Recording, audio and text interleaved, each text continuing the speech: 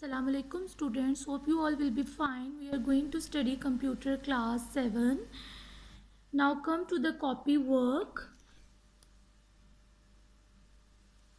Chapter number 7, Introduction to MS Excel 2010.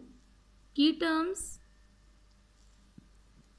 Cell. A cell is the smallest unit of worksheet which has its own address. Active cell. It is a highlighted cell where you type the data. Cell address is the column plus row number given to a cell by which it is referred. Question number 2. Write down the function of the following shortcuts. Shortcuts function. Control plus N. Control plus N is used to create a new workbook. Control plus S. Control plus S to save a workbook. Control plus O to open a workbook. Control plus F4 to close a workbook. Alt plus F4 to exit Excel. Okay. Now come to the short question answers. Chapter number 7, Introduction to MS Excel 2010. Answer the following short questions. Question number 1. Define Microsoft Excel. What are its uses? Microsoft Excel को define करें और उसके uses क्या हैं? So answer, MS Excel is a software program provided by the Microsoft Office. It is used to create and format spreadsheet. MS Excel 2010 allows you to create the spreadsheets on a computers. You can also add graphics, images, charts, and many other useful features in it.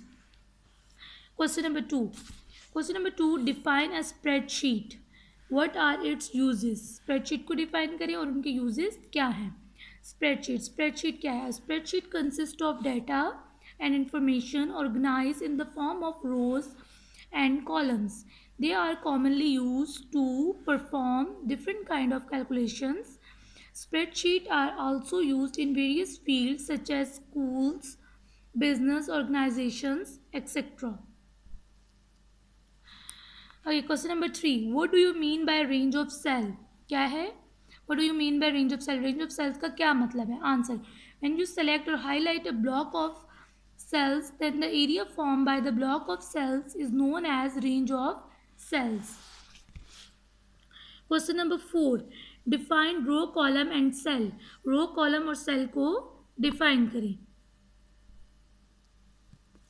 Row. Row is the horizontal space that goes from left to right of the window. Column is a vertical space that is going up and down the window. Cell, the area formed by intersection of a row and column, is known as a cell. The cell is the smallest unit on a worksheet.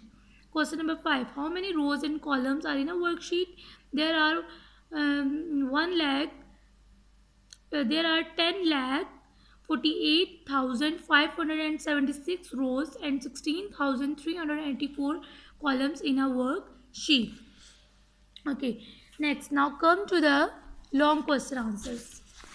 Long question answers हम book में mark करेंगे. Open the book. Open page number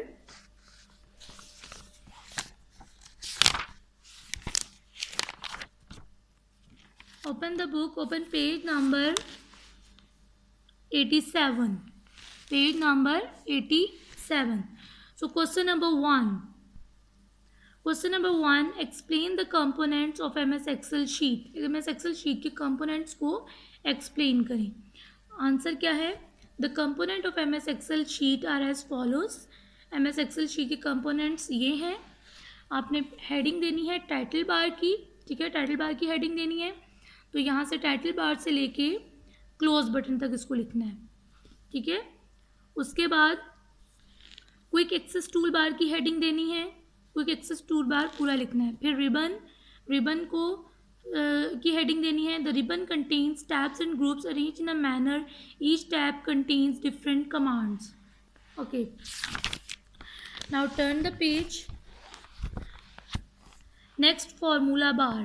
next क्या है? Formula bar. The formula bar is present just below the ribbon. It contains two boxes, name box and formula box.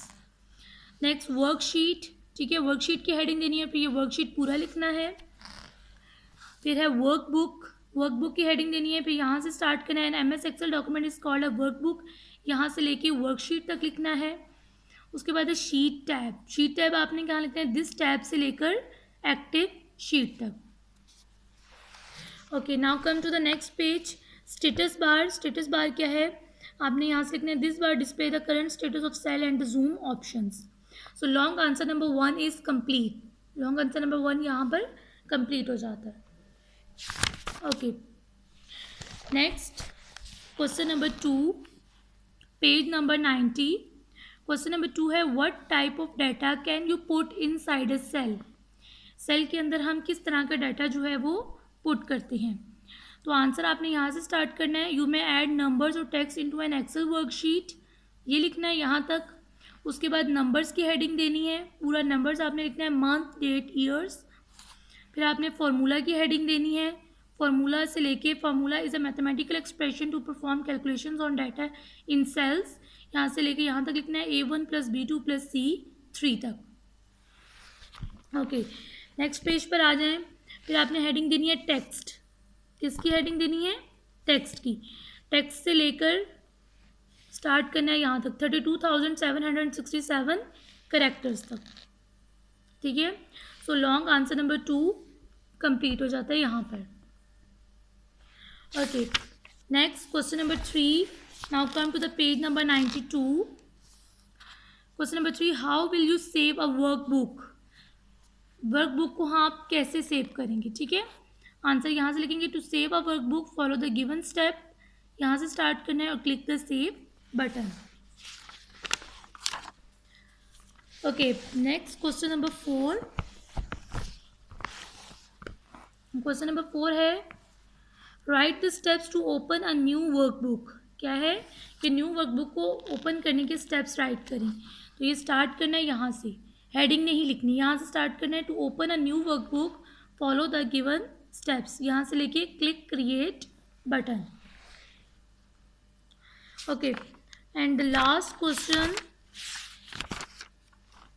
Now come to the page number 94।